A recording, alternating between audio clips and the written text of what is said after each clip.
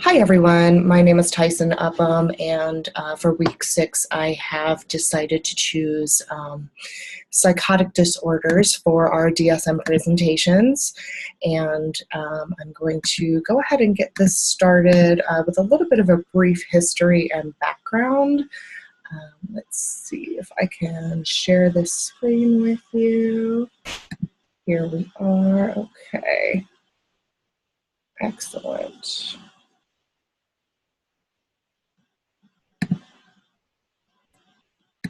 All right, perfect. So as I said before, the psychotic disorders, we're going to go over the history and background, we're going to go over treatments, we're going to go through ethical and cultural considerations as well as the criteria within the DSM. So the first part of this presentation, what I wanted to talk about is the history and background. For psychotic disorders, it was originally blanketed as more of a neuroses, and originally coined in 1845. It wasn't until really the turn of the century where it started to gain more acknowledgement for being more of a psychogenic disorder. And if you look down at the bottom of the slide here for the history and background of psychotic disorders, psychogenic, the definition for all intents and purposes of what we'll be utilizing here is having a psychological origin or cause rather than a physical one. And so it really wasn't until the turn of the century where we had stopped referring to all mental illnesses as a disease of the neurosystem, and rather it started to be this collaboration of neuroses combined with psychological origins. And so really a lot of parts from the research that I did, a lot of the reasoning for that is because they didn't have the foundations for the resources necessary to really create a conducive criteria for outside of other mental health issues for specific psychotic disorders. And you'll find throughout the presentation that there are several different types of psychotic disorders. So the term psychotic disorder is really a blanketed umbrella term for more of the finite disorders that we'll see in the DSM. Examples of some of the history in the background would involve hysteria. So you see a lot of women in the turn of the century. You'll recognize, many of you might recognize the idea that women during their menstrual cycle, during menses, were actually coined as having hysteria.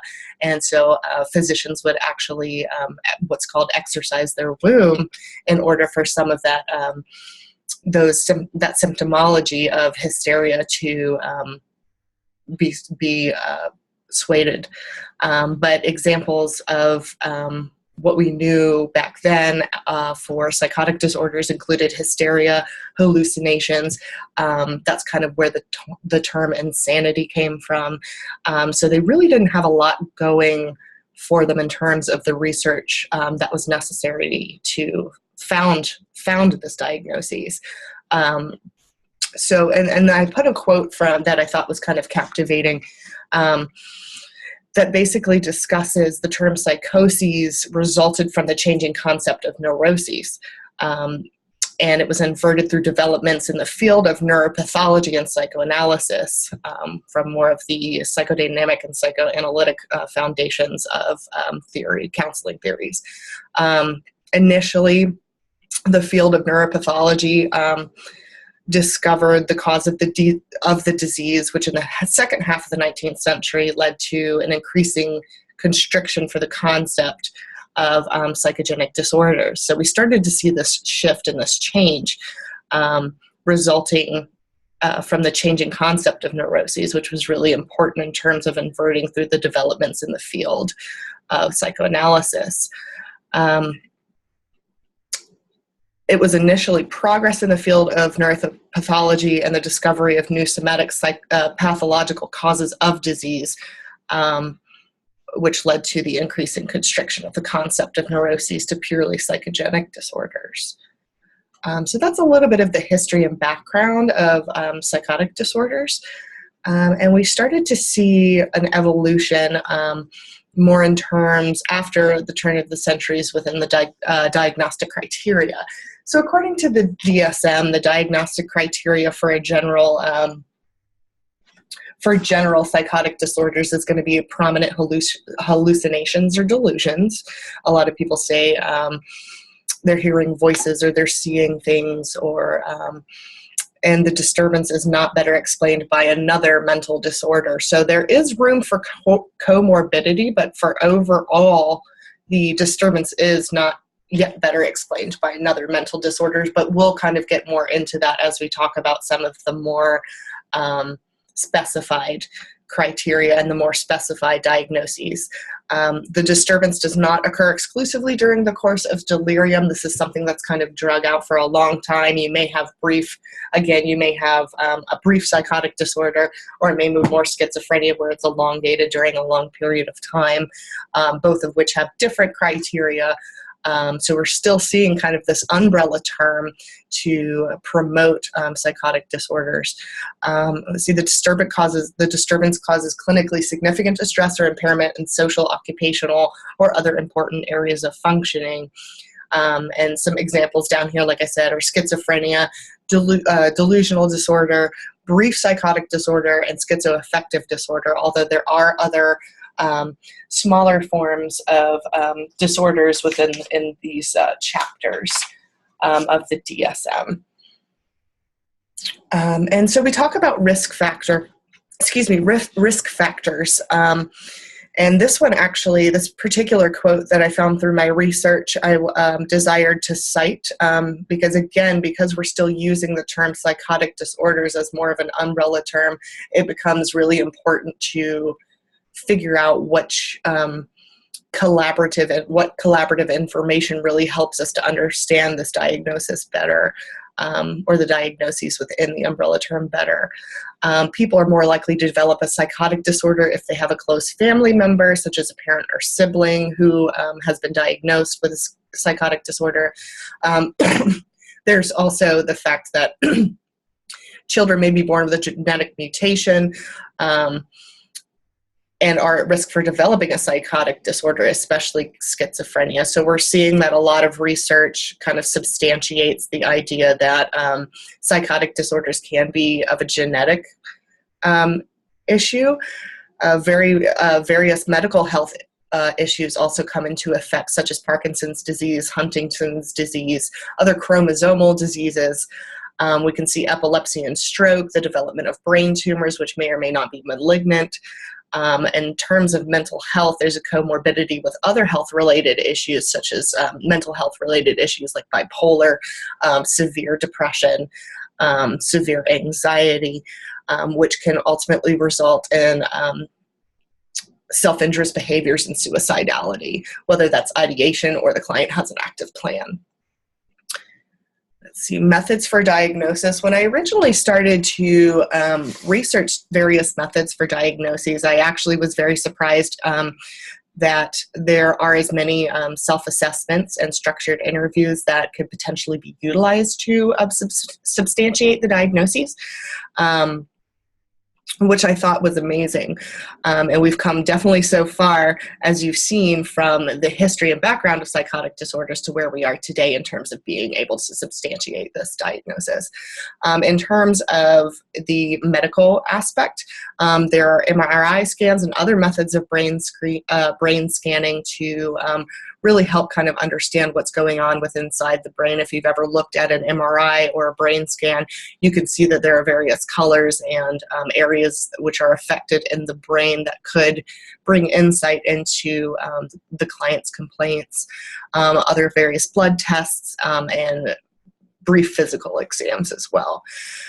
For mental health, there's certainly something to be said about the review of psychiatric history for both the individual as well as any kind of family mental health history, which is something that we do a lot of the times in clinical intakes in our first clinical assessment with the client. We kind of ask about their family of mental health related issues.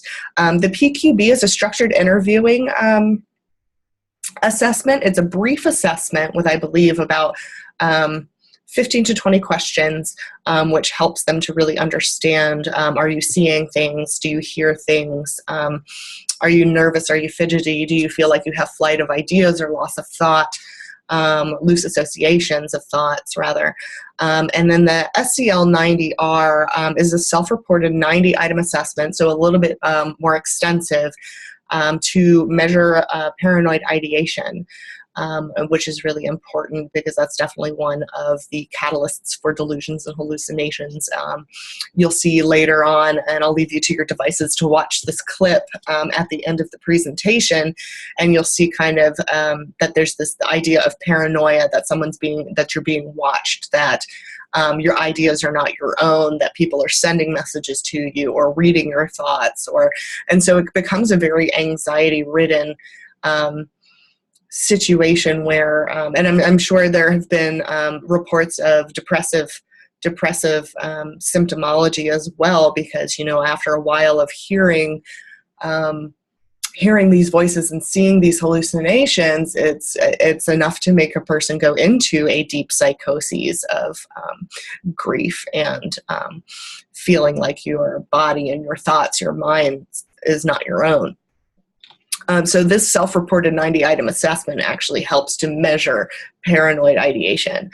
Another thing that we can see too is under the blanket term of psychotic disorders, there's always the question, and I think quite frankly, always a question, regardless of diagnoses, but certainly with the diagnosis of psychotic features or disorders, that alcohol and drug abuse can certainly play a vast effect, especially when medication, even if they aren't necessarily on any type of prescription medications. You know, if they get put onto prescription medications to help with some of these psychotic features, that could also be exacerbating the situation. So they use alcohol use disorders identification tests, the audit, the 10-item questionnaire that screens for alcohol abuse. Many of you may have become familiar with this particular assessment within the first couple of semesters if you've taken the assessment course through Antioch. Drug abuse screening test, the DAST, is just a self-administered drug abuse screening, which helps to kind of measure the spectrum on use, abuse, and addiction. So there is kind of a correlation, and it's possibly one thing that we can measure out, whether the client is not taking any kind of alcohol or drugs consumption, or they are, and how much of that actually does affect and play into the psychotic features. There's also the DSM-5 criteria, which is always used in the ICD as well to support diagnosis. Excuse me. And one particular, I really appreciated the DSM and their spectrum of other psychotic disorders and the associated features which support the diagnosis: social, marital, work problems, delusional beliefs of delusional disorders. Individuals with delusional disorders may be able to factually describe that others view their beliefs as irrational but are unable to accept this themselves. Anger and violent behavior can occur with persecutory, jealous, and erotomanic types. The individual may engage in behaviors which would otherwise cause the delusions to continue to be prevalent. And then the functional consequences, which we talked previously about risk factors. Functional impairment is usually more circumscribed than that seen with other psychotic disorders, although in some cases the impairment may be substantial and include poor occupational functioning and social isolation. When poor psychosocial functioning is present, delusional beliefs themselves often play a significant role. And a common characteristic of individuals with delusional disorders is the apparent normality of their behavior and appearance when their delusional ideas are not being discussed or acted on. So with that being said, that was particularly apparent within delusional disorders, which is a subset of the entirety of psychotic disorders. And you also see the same thing in schizoaffective disorders as well. Get back here, methods for diagnoses. So a method for diagnoses is also to go over the various subsets and the various subdiagnoses of psychotic features, which can be mixed types, unspecified types, First episode, usually commonly presented as an acute episode, which is the first manifestation of the disorder, meeting the defining characteristics and symptomology. And then you could have a first episode, which is currently in partial remission, a first episode currently in full remission, multiple episodes, both in acute, partial, and full remission. And then you could also have unspecified.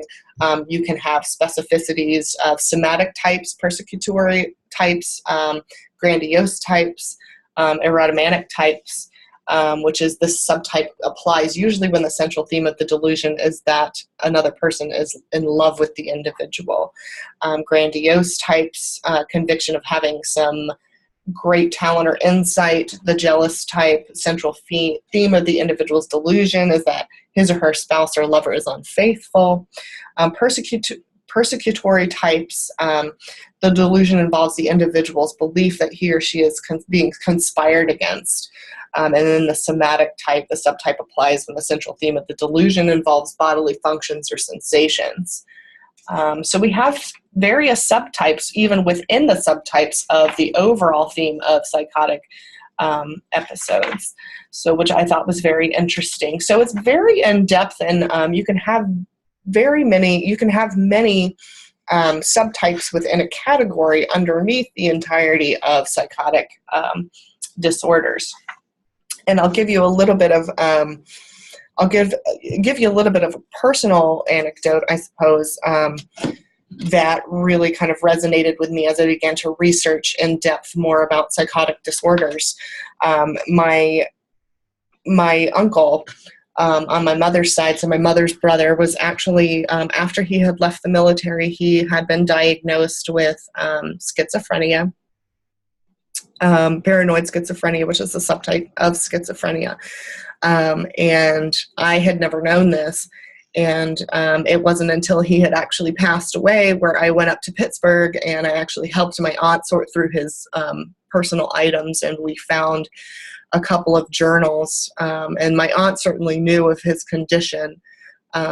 And we kind of sifted through the journals a little bit, and the scope of his schizophrenia was certainly both alarming as well as it touched me, and it deeply reached me. And there was a sadness that he had to spend the majority of his life really going through a lot of the symptomology, but he believed he would never go to the dentist because he believed that the only reason he was supposed to go to the dentist was so that the government could implant satellites in his teeth.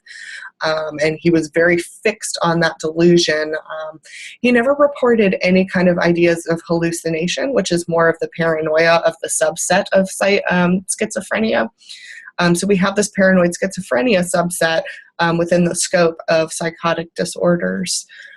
But to kind of get into the cultural and ethical considerations of this particular diagnosis, it's really important that as future counselors we begin to, and I think this is kind of more or less a blanket statement of a lot of various disorders within the DSM, but certainly for for psychotic disorders, that it's imperative to start to differentiate between symptoms and culturally sanctioned response patterns. So, for example, there's a religious concept pattern. So hearing voices of loved ones who have passed, is it identity, cultural identity, or delusion?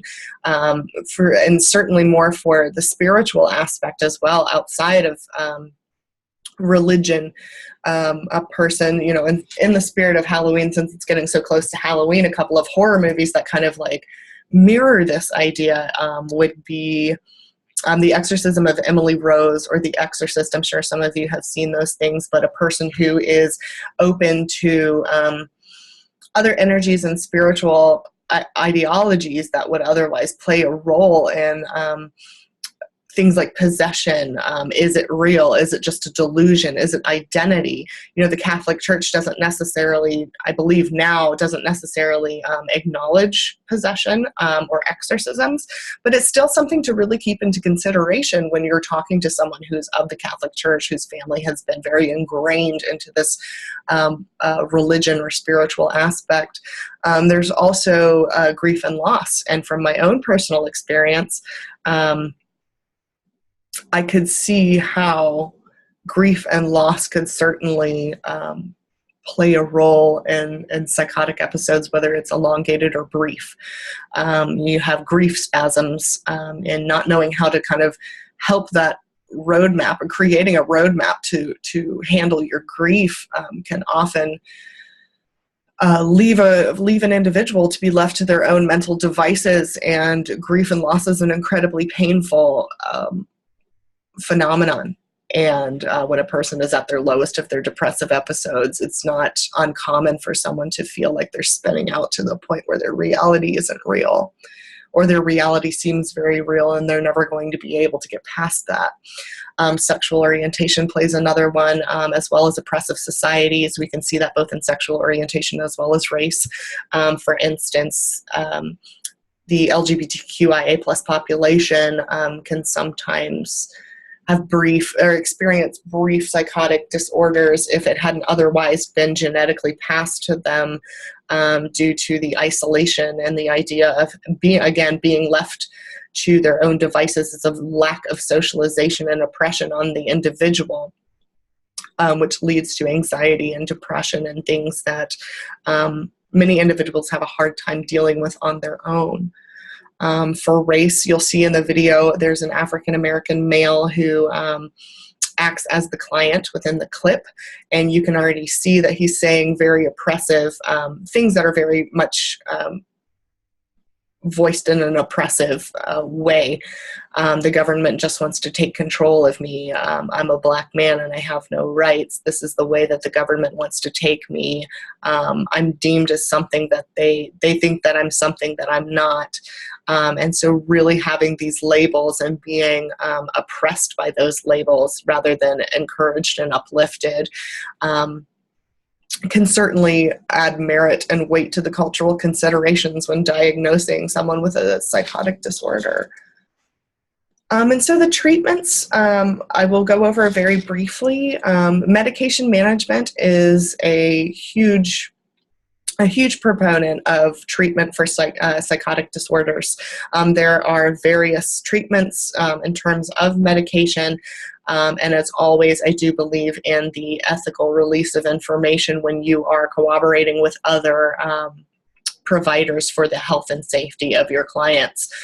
So making sure that you have the ethical release of information for a psychiatrist as well as the primary care provider for your client through medication management, it's going to really offer the client an alternative way to help the neurotransmitters produce messages which would otherwise be more positive than the negative brain than the negativity that the client is experiencing through their brain process, their brain chemistry rather. CBT, cognitive behavioral therapy, is a great way for clients to utilize skills to promote mindfulness. So if they're in the middle of a psychotic episode, especially with that of catatonia, which I will talk to you about momentarily, that is also another subset of a psychotic disorder with its own kind of smaller specificities.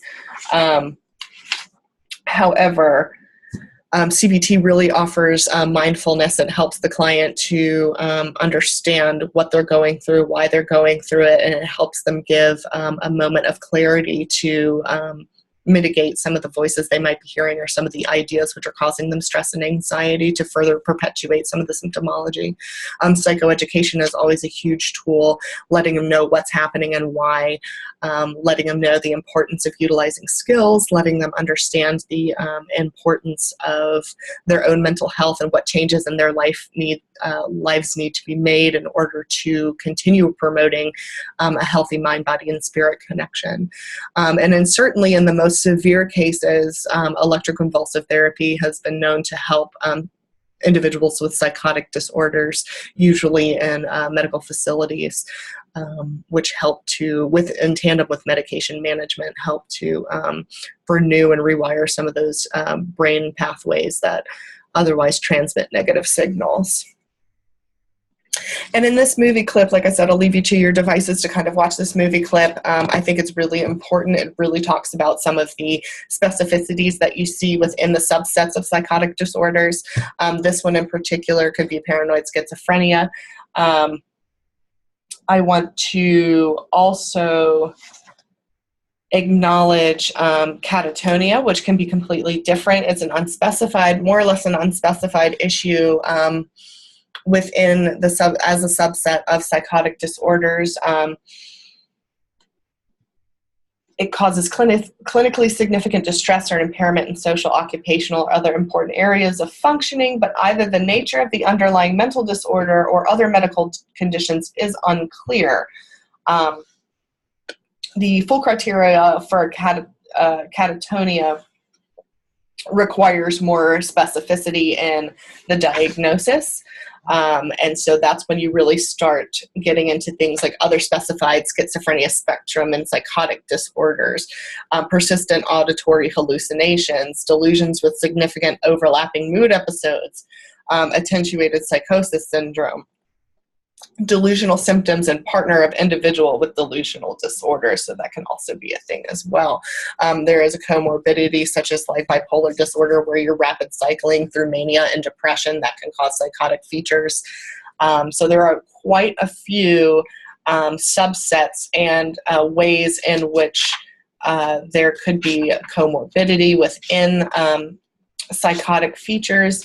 There's mild, moderate, and severe schizoaffective disorder. Like we said before, delusional disorder. It can also be an obsessive compulsive disorder with body dysmorphic disorder, post-traumatic stress disorder. So all of these could be potentially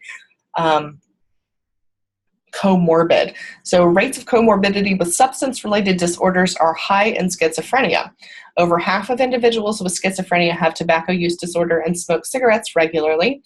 Comorbidity with anxiety disorders is increasingly recognized in schizophrenia. Rates of OCD and panic disorder are elevated in individuals with schizophrenia compared with general population. And the life expectancy is reduced in individuals with schizophrenia because of associated medical conditions. Weight gain, diabetes, metabolic syndrome, and cardiovascular and pulmonary disease are more common in schizophrenia than in general population. And also the poor engagement in health maintenance behaviors, cancer screenings, exercise, increase the risk of chronic disease. But other disorder factors, including medications, lifestyle, cigarette smoking, and diet may also play a role. A shared vulnerability for psychosis and medical disorders may explain some of the medical comorbidity of schizophrenia. So we can see that there's a lot of comorbidity that could potentially be apparent in psychotic disorders. According to the DSM, approximately 5% to 6% of individuals with schizophrenia die by suicide. About 20% attempt suicide on one or more occasions, and many more have significant suicidal ideation. Suicidal behavior is sometimes in response to command hallucinations to harm oneself or others. Suicide risks remain over the whole lifespan for males and females, although it may be especially higher for younger males with comorbid substance abuse. Other risk factors include having depressive symptoms or feelings of hopelessness and being unemployed, and the risk is higher also in the period after a psychotic episode or hospital discharge. So we're really starting to see the functional consequences of schizophrenia and how it kind of goes into the differential diagnoses of schizoaffective, delusional disorders, post-traumatic stress disorder, and really seeing that it's kind of the severity of the comorbidity of other diagnoses within the spectrum. So please watch this video. I think it's very insightful, and it helps us kind of to substantiate the criteria met for psychotic disorders. And then I would also encourage you to look on Psychology Today. There are various, that I'll put in the works cited page, there are various journal articles that are really informative about really diagnosing and getting into the specificities of psychotic disorders. So I will put that in the works cited page. I really hope that you all have enjoyed kind of learning a little bit more about psychotic disorders, and if you have any questions, please definitely email me or call me. I believe my information is on my Antioch profile page, and I've really enjoyed discussing this with you today. Thanks so much. Bye-bye.